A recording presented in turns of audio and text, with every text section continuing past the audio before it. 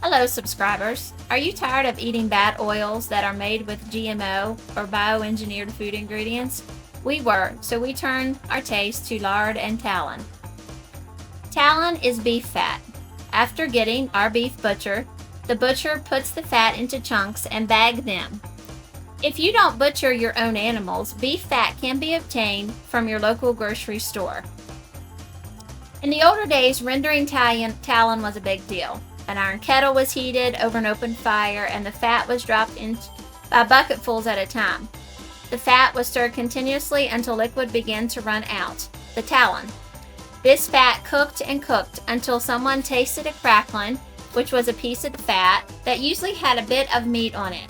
If the fat was done, it was drained through a lard press. The press had a wheel on it and was turned and turned until every bit of tallow was wrung out. The tallow was stored in lard cans and the crackling was used for seasoning and cooking or bait in animal traps.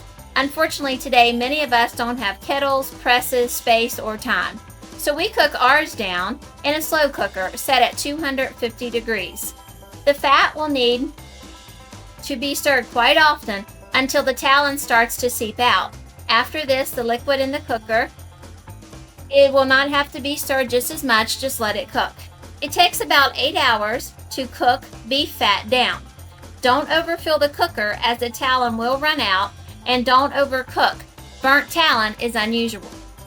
We strain through cheesecloth into 1/2 gallon glass jars. The heat from the tallow automatically seals the lids.